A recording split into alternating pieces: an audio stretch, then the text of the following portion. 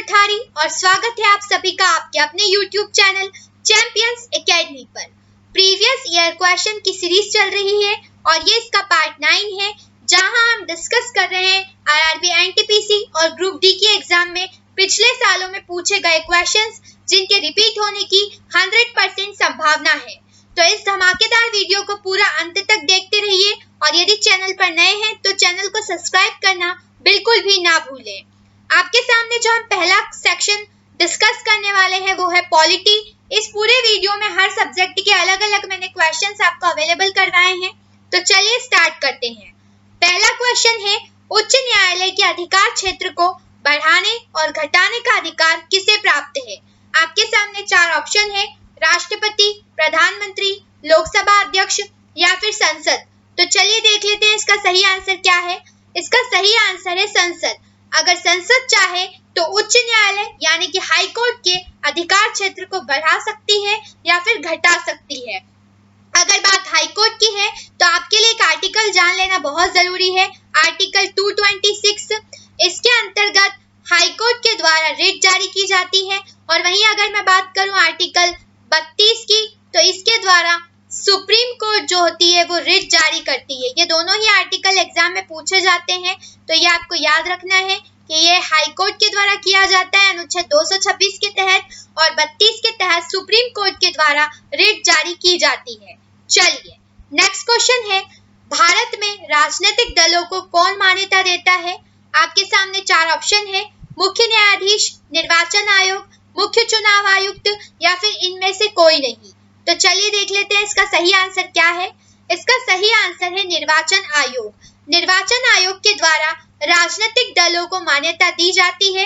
राजनीतिक दल से मेरा तात्पर्य है जो भी पार्टीज चुनाव में खड़ी होती हैं, जैसे चाहे वो भाजपा हो, चाहे वो कांग्रेस हो, चाहे वो आप सरकार हो या एक्सेट्रा एक्सेट्रा, इन सभी को जो मान्यता होती है वो निर्वाचन आयोग के द्वारा दी जाती है। और अगर मैं बात करूं निर्वाचन आयोग की, तो 25 जनवरी 1950 को निर्वाचन आयोग की स्थापना हुई थी। ये आपको डेट याद रखना है क्योंकि 25 जनवरी के दिन हमारा मताधिकार दिवस मनाया जाता है। और अगर हम बात करें मुख्य चुनाव आयुक्त की, तो वर्तमान में सुनील अरोड़ा हमारे मुख्य निर्वाचन आयुक्त है, तो आपको इनका नाम भी याद रखना है। चलिए नेक्स्ट क्वेश्चन है, प्राक्कलन समिति के सदस्य चुने जाते हैं। आपके सामने 4 ऑप्शन है, केवल लोकसभा से, राज्यसभा से, केवल विधानसभा से या फिर इनमें से कोई नहीं। तो चलिए देख लेते हैं इसका सही आंसर क्या होने वाला है। इसका सही आंसर है केवल लोकसभा से। जी हाँ, प्राक्कलन समिति के जो सदस्य होते हैं ये सिर्फ लोकसभा से होते हैं, इनमें राज्यसभा का कोई सदस्य नहीं होता।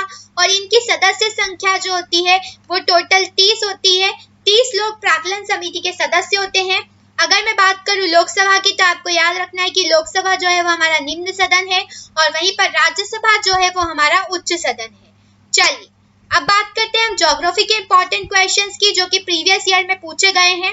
आपके सामने पहला क्वेश्चन है, पाकिस्तान के समुद्र तट का भौगोलिक नाम क्या है?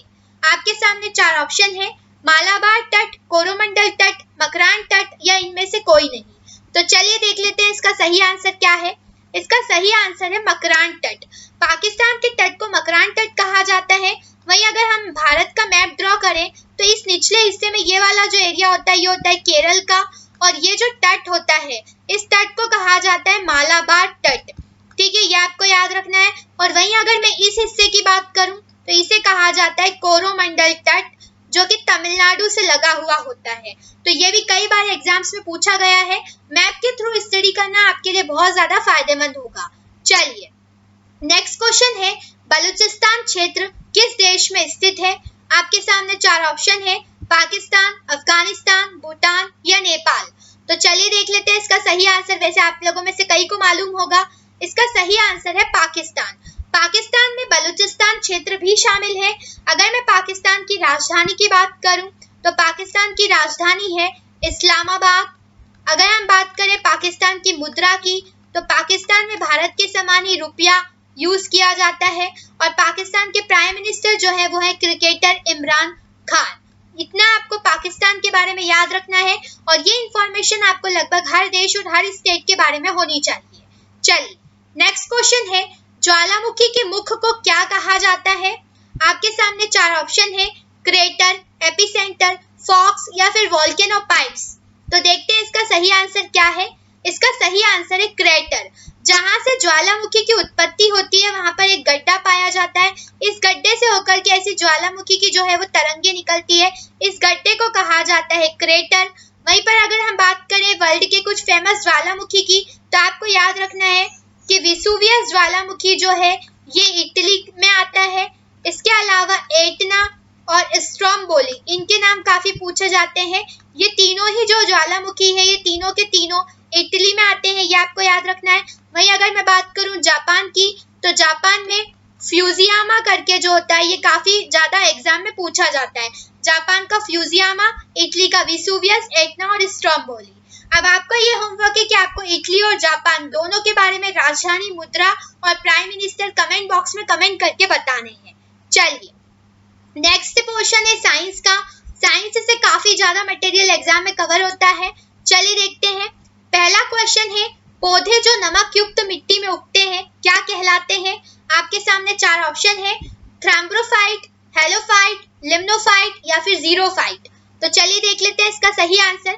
इसका सही आंसर है हेलोफाइट्स। हेलोफाइट्स जो पौधे होते हैं ये नमक युक्त यानी कि खारी मिट्टी में उगते हैं।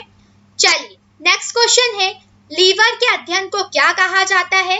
आपके सामने 4 ऑप्शन है, कॉस्मोलॉजी, फाइकोलॉजी, हेपेटोलॉजी या इनमें से कोई नहीं। तो चलिए देख लेते हैं इसका सही आंसर। इसका सही आंसर है हेपेटोलॉजी। हिंदी में भी लिख देती हूँ मैं, हेपेटोलॉजी। लीवर के अध्ययन को हेपेटोलॉजी कहा जाता है। वहीं अगर मैं बात करूँ फाइकोलॉजी, तो ये शैवालों के अध्ययन को कहा जाता है, ये भी आपको याद रखना है। और आपको कमेंट बॉक्स में कमेंट करके बताना है कि कॉस्मोलॉजी के द्वारा किसका अध्ययन किया जाता है। चलिए नेक्स्ट क्वेश्चन है, ओजोन का रासायनिक सूत्र क्या है? आपके सामने 4 ऑप्शन है, O2, O5, O3 या इनमें से कोई नहीं। तो चलिए देख लेते हैं इसका सही आंसर। इसका सही आंसर है O3। O3 जो है ये इसका रासायनिक सूत्र है जिसे ओजोन कहा जाता है। ओजोन आप सभी जानते हैं समताप मंडल में पाई जाती है और यह हानिकारक पराबैंगनी किरणों को पृथ्वी पर आने से रोकती है। वहीं अगर मैं बात करूं O2 की, तो ये ऑक्सीजन का रासायनिक सूत्र है, ये भी आपको याद रखना है, कई बार एग्जाम में पूछा गया है। चलिए अब बात करते हैं हिस्ट्री के क्वेश्चंस की। हिस्ट्री से आपको याद रखना है कि एग्जाम में 2 से 3 क्वेश्चन आराम से आपके पेपर में देखने को मिलेंगे। तो चलिए पहला क्वेश्चन है, भगत सिंह ने कब असेंबली हॉल में बम फेंका था? आपके सामने 4 ऑप्शन है, 1927, 1929, 1931, 1933। तो चलिए देखते हैं इसका सही आंसर। इसका सही आंसर है 1929 में भगत सिंह के द्वारा असेंबली हॉल में बम फेंका गया था और भगत सिंह को 23 मार्च 1931 को फांसी की सजा दी गई थी। ये डेट भी काफी पूछी जाती है। और इनके साथ सुखदेव और राजगुरु को भी फांसी की सजा दी गई थी, ये भी आपको याद रखना है। चलिए नेक्स्ट क्वेश्चन है, मुस्लिम लीग ने पहली बार पाकिस्तान के निर्माण की मांग कब रखी थी? आपके सामने 4 ऑप्शन है, 1930, 1936, 1940 या फिर 1946। मोस्ट आईएमपी क्वेश्चन है, इसे नोट डाउन जरूर कर लीजिएगा क्योंकि कई बार एग्जाम में रिपीट हुआ है। इसका जो सही आंसर है वो है 1940। 1940 में मुस्लिम लीग के द्वारा पहली बार पाकिस्तान के निर्माण की मांग रखी गई थी। मैं बात करूं अगर मुस्लिम लीग की, तो मुस्लिम लीग की स्थापना 1906 में हुई थी, ये आपको याद रखना है, कई बार पूछा गया है। मोहम्मद अली जिन्ना के द्वारा ये पाकिस्तान की मांग रखी गई थी, ये भी आपको याद रखना है कि ये पाकिस्तान की मांग मोहम्मद अली जिन्ना के द्वारा रखी गई थी। चलिए नेक्स्ट क्वेश्चन है, कैबिनेट मिशन के अध्यक्ष कौन थे? आपके सामने 4 ऑप्शन है, AB Alexander, sir Patrick Lawrence, sir Stafford Cripps या फिर लॉर्ड रिपन। तो चलिए देखते हैं इसका सही आंसर क्या है। इसका सही आंसर है पैट्रिक लॉरेंस। Patrick Lawrence. कई किताबों में आपको एबी अलेक्जेंडर भी लिखा मिलेगा, लेकिन काफी छानबीन के बाद मैंने इसका आंसर पता किया है, वो आंसर है सही पैट्रिक लॉरेंस। ठीक है, अगर हम बात करें कैबिनेट मिशन की, तो कैबिनेट मिशन सन 1946 में भारत आया था, ये भी आपको याद रखना है। कैबिनेट मिशन के द्वारा ही संविधान सभा के निर्माण का प्रस्ताव मंजूर किया गया था। चलिए अब बात करते हैं स्टैटिक जीके की। स्टैटिक जीके से आपको 6 से 7 क्वेश्चन एग्जाम में देखने को मिलेंगे, काफी इंपॉर्टेंट पार्ट है। यदि आपने हमारी इंट्रोडक्शन क्लास अभी तक नहीं देखी तो इंट्रोडक्शन क्लास को जाकर देखिए, उसमें मैंने आपको पूरी स्ट्रेटेजी अच्छी तरीके से समझाई हुई है। चलिए अब बात करते हैं स्टैटिक जीके के क्वेश्चंस की।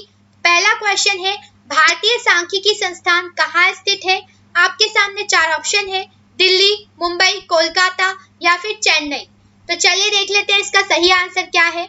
इसका सही आंसर है कोलकाता। कोलकाता में भारतीय सांख्यिकी संस्थान स्थित है। अगर मैं बात करूं कोलकाता की, तो एक इम्पॉर्टेंट क्वेश्चन है कि कोलकाता जो है वो हुगली नदी के किनारे है। ये कई बार एग्जाम में पूछा गया है। कोलकाता पश्चिम बंगाल में है और पश्चिम बंगाल की अगर बात की जाए तो पश्चिम बंगाल की राजधानी तो कोलकाता ही है।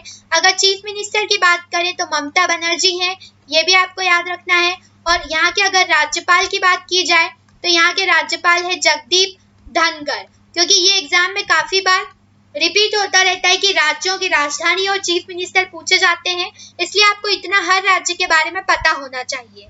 और जो चारों ऑप्शन आपके सामने दिख रहे हैं, इन चारों ही शहरों में मेट्रो रेल की सुविधा अवेलेबल है, ये भी आपको याद रखना है। चलिए नेक्स्ट है, नेल्सन मंडेला की मृत्यु किस वर्ष हुई थी? आपके सामने 4 ऑप्शन है, 2011, 2012, 2013 या फिर 2014। तो चलिए देख लेते हैं इसका सही आंसर क्या है। इसका सही आंसर है 2013। 2013 में नेल्सन मंडेला की डेथ हुई थी। नेल्सन मंडेला के बारे में अगर मैं बात करूं तो इनको अफ्रीका का गांधी कहा जाता है, ये आपको याद रखना है, क्योंकि इन्होंने रंगभेद के खिलाफ लड़ाई लड़ी थी इसीलिए। और अगर नेल्सन मंडेला डे की बात करें तो 18 जुलाई को नेल्सन मंडेला डे मनाया जाता है। ये भी इम्पोर्टेंट डेट है और कई बार पूछी गई है, ये भी आपको याद रखना है। वहीं अगर मैं बात करूं भारत रत्न, तो ये ऐसे विदेशी नागरिक थे जिन्हें भारत रत्न से सम्मानित किया गया था सन 1990 में। इतनी जानकारी आपको नेल्सन मंडेला के बारे में याद रखनी है। चलिए नेक्स्ट क्वेश्चन है, कथा सरित सागर पुस्तक के रचयिता कौन है? मैंने आपको पहले भी बताया है कि बुक और ऑथर से एक क्वेश्चन 100% एग्जाम में बनेगा, इसलिए बुक और ऑथर्स अच्छी तरीके से करके जाएं। आपके सामने 4 ऑप्शन है, अरुंधति रॉय, महादेवी वर्मा, शकुंतला देवी या फिर सोमदेव। तो चलिए देख लेते हैं इसका सही आंसर। इसका सही आंसर है सोमदेव। कथा सरित सागर जो पुस्तक है ये सोमदेव के द्वारा लिखी गई थी। अगर मैं बात करूं अरुंधति रॉय की, तो इनसे काफी फेमस बुक पूछी जाती है, गॉड ऑफ स्मॉल थिंग्स, क्योंकि ये काफी बार एग्जाम में पूछी गई है, इसलिए आपको ये भी याद रखना है। अगर आपको महादेवी वर्मा की लिखी हुई कोई फेमस बुक पता है तो कमेंट बॉक्स में कमेंट करके जरूर बताइएगा। चलिए इस तरह से आज की 15 क्वेश्चंस की वीडियो यहीं पर खत्म हुई। यदि आपको हमारी वीडियोस पसंद आती है तो दिल से लाइक किया कीजिए, ज्यादा से ज्यादा अपने दोस्तों के साथ शेयर कीजिए और यदि हमारे चैनल पर नए हैं तो चैनल को सब्सक्राइब करना बिल्कुल भी ना भूलें। बेल आइकन को प्रेस कर लें, क्योंकि जल्दी हम आपके लिए एमपी पुलिस की वैकेंसी आई हुई है और इससे रिलेटेड वीडियोस भी डालने वाले हैं और इसके साथ ही साथ करंट अफेयर्स और उनसे रिलेटेड सारे इंपॉर्टेंट फैक्ट्स भी हम आपको प्रोवाइड करवाते हैं। तो वीडियो को पसंद करते रहिए और चैनल को सब्सक्राइब करना ना भूलें। Thank you so much. Keep sharing, keep